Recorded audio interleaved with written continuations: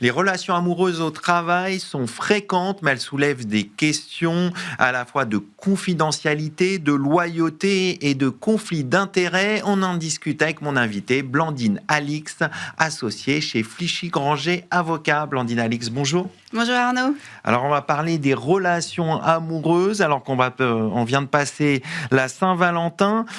C'est un sujet sensible. Pourquoi les relations amoureuses au travail restent-elles un sujet aussi sensible alors qu'elles sont fréquentes ? Alors tout est dans le titre en réalité. Relations amoureuses, travail. Qui dit relation amoureuse dit vie privée. Il faut savoir que la vie privée du salarié ne s'arrête pas aux portes de l'entreprise. Il a le droit au respect de sa vie privée également à l'intérieur de l'entreprise. Et puis, l'autre intérêt distinct, c'est celui de l'employeur qui doit veiller au bon fonctionnement de l'entreprise. Donc, vous avez deux intérêts différents. C'est la raison pour laquelle ce sujet est sensible. La deuxième raison, c'est que quand ça tourne mal, quand il peut y avoir un risque de conflit d'intérêts, ou quand la relation tourne mal, où l'employeur est contraint de licencier le salarié, eh bien, voilà, on essaye de ce fait, la plupart du temps, de cacher la relation, de peur qu'elle entraîne une rupture de contrat de travail. Et le troisième sujet, souvent pour les gens qui ont des postes très haut placés, c'est que l'affaire dite privée peut tout de suite devenir publique. On l'a vu aux États-Unis avec l'affaire Astronomer, où le directeur général de l'entreprise était en catimini à un concert avec la directrice des ressources humaines, alors que lui était marié avec des enfants. Et la caméra, qu'on appelle la kiss cam, l'a filmé à ce moment-là. Et autant vous dire qu'on lui a demandé, compte tenu de la réputation de l'entreprise et des conséquences que ça a pu avoir sur la réputation de l'entreprise, on lui a demandé de partir très très vite. Donc voilà, c'est aussi une des raisons, le fait que ça peut tout de suite être dévoilé et faire une affaire publique quand ce sont bien évidemment des fonctions importantes. On vient de voir les enjeux, on va s'intéresser au cadre juridique. Quel est-il ? Alors, le cadre juridique ne réglemente pas en tant que tel la relation amoureuse au travail, mais vous avez des règles qui protègent le respect de la vie privée du collaborateur au travail, et puis des règles qui protègent également l'employeur qui peut exercer son pouvoir de direction lorsque la relation amoureuse a des conséquences sur l'entreprise. Est-ce que pour autant, un employeur peut interdire une relation amoureuse sur le lieu du travail ? Alors non. L'employeur ne peut pas interdire une relation amoureuse. Il a un devoir, j'allais dire, de réserve. Il ne peut pas s'immiscer dans la relation amoureuse. En revanche, il peut le faire deux choses. D'une part, il peut demander à ce qu'on l'informe de la relation amoureuse, notamment lorsqu'elle est susceptible de générer un conflit d'intérêts. C'est une obligation pour le salarié d'informer son employeur ? Alors, le salarié, comme l'employeur d'ailleurs, a une obligation de loyauté. Et lorsqu'il a un poste qui fait qu'il peut y avoir un conflit d'intérêts dans sa relation amoureuse, il doit le dire. Il y a un exemple de jurisprudence qui est très intéressant, qui est très illustratif de la situation, où il y avait un directeur de site qui avait des fonctions également au niveau des négociations, avec les organisations syndicales, avec le CSE. Il présidait les instances et il avait une relation amoureuse avec une personne qui avait à la fois un mandat de délégué syndical et un mandat d'élu. D'accord. Et donc, il avait sa compagne en face de lui dans le cadre des négociations. Il négociait des sujets sensibles, comme des plans sociaux. Et donc, il a été licencié pour faute grave, pour ne pas avoir révélé cette relation amoureuse en application de son exécution de bonne foi de contrat de travail qui avait été violé en l'espèce. D'accord. Pour autant, vous l'avez rappelé, il y a quand même des règles qui protègent la vie privée des salariés. Quelles sont ces règles ?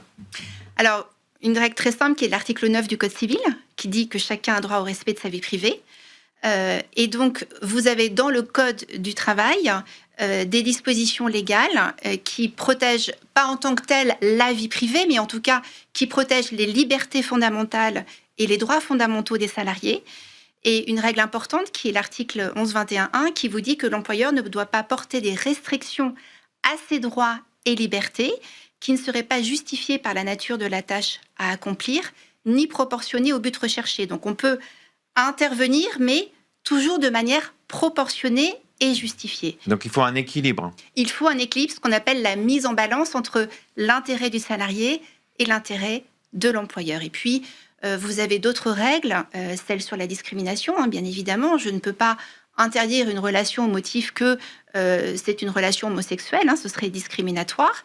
Et je ne peux pas tout simplement licencier en raison d'une relation amoureuse. Dans ce cas, le licenciement serait nul. Voilà, il y a un exemple patent aussi de jurisprudence qui est assez amusant. C'est quoi comme exemple ? Alors, c'était en l'espèce le président directeur général d'une société qui avait une relation avec une maîtresse qui était salariée d'entreprise. La seule chose, c'est que l'épouse de ce président était directrice générale.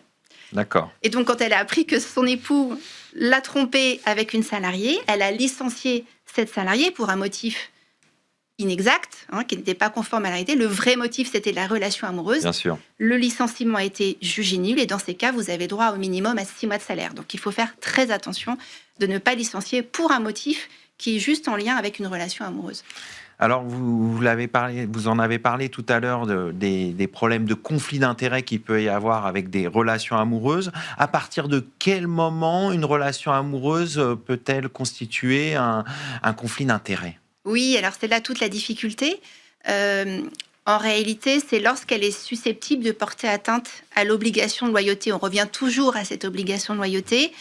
C'est l'exemple que j'ai donné du directeur de site qui avait également des fonctions de président de CSE. Voilà, dès que l'obligation de loyauté est atteinte, on peut considérer qu'il y a conflit d'intérêts. D'accord. On va en venir aux sanctions. Quelles peuvent être les sanctions si on dissimule une relation qui est constitutive d'un conflit d'intérêts ? Alors, il y a 2 types en fait, de mesures qui peuvent être prises. Soit on considère que la relation a porté un trouble au bon fonctionnement de l'entreprise et à ce moment-là, ça va être par exemple l'affaire Astronomère où il y a eu des conséquences sur la renommée de l'entreprise. À ce moment-là, on n'est pas dans la mesure disciplinaire. On licencie compte tenu des conséquences de la relation qui ont été causées sur l'entreprise. Et puis, il peut y avoir, ce qui sera le cas si c'est une dissimulation qui constitue une violation de l'obligation de loyauté. Et à ce moment-là, il peut y avoir une sanction disciplinaire qui peut être un avertissement, une mise à pied disciplinaire de quelques jours, où le contrat est suspendu et on n'est pas rémunéré. Mais en général, quand il y a une violation de l'obligation de loyauté, c'est un licenciement pour faute grave. Donc, qui ne donne pas lieu à préavis ni indemnité de licenciement. Donc, les conséquences peuvent être importantes. Exactement. Si, pour être un peu concret, quelles sont les bonnes pratiques en la matière ? On l'a dit tout à l'heure, informer son employeur. Est-ce qu'il y a d'autres bonnes pratiques ? Voilà, informer, bien évidemment, c'est ce que vous venez de le dire, c'est quand on pense qu'il y a un risque de conflit d'intérêts, sinon on n'a absolument pas l'obligation de le dire, mais quand il y a un risque de conflit d'intérêts, il faut le dire, surtout que souvent les entreprises ont des chartes d'éthique qu'on doit respecter strictement et en cas de violation, on peut être sanctionné, donc il faut faire très attention. Et puis, bien évidemment, faire attention lorsque la relation tourne mal. Parce qu'il peut y avoir des conséquences dans ce cas-là aussi. Exactement. Donc il faut faire attention que ça ne se propage pas sur le bon fonctionnement de l'entreprise. Ça, j'ai envie de dire, c'est un peu aussi du bon sens, non ? Oui, bien sûr, c'est du bon sens. Et d'ailleurs, le Code du travail résonne en bon sens avec cette mise en balance entre les intérêts du salarié et les intérêts de l'employeur. Voilà, donc on respecte cette relation amoureuse, mais elle ne doit pas avoir des conséquences sur le fonctionnement de l'entreprise. Pour terminer rapidement, la jurisprudence est plutôt sévère sur ces relations amoureuses dans le cadre du travail. Comment elle appréhende ce type de relation ? Alors, en fait, elle essaye vraiment de vérifier si la relation, et là, elle peut être très stricte, lorsque la relation a fait qu'il y a eu un impact sur la bonne exécution du contrat de travail. Et donc là, elle va être extrêmement stricte, notamment s'il y a eu une violation de l'obligation de loyauté. Et puis, dans le même temps, elle peut considérer qu'il n'y a pas eu de conséquences sur l'entreprise. Et dans ces cas-là, elle va considérer que la sanction n'était pas justifiée. Donc, par exemple, il y a eu, pour reprendre cette idée de RH et de représentants du personnel, il y a eu récemment un arrêt en décembre 2025 où un RH avait une relation amoureuse avec une représentante du personnel, mais comme le RH ne menait pas de négociation au niveau des instances, on a considéré qu'il n'y avait pas de D'accord. raison de le sanctionner. On va terminer là-dessus. Merci Blandine Alix. Je rappelle que vous êtes Merci. associée chez Flichy-Granger Avocats. Merci Arnaud. C'est la fin de cette émission. Merci de votre fidélité. Restez curieux et informés. À bientôt sur Be Smart for Change.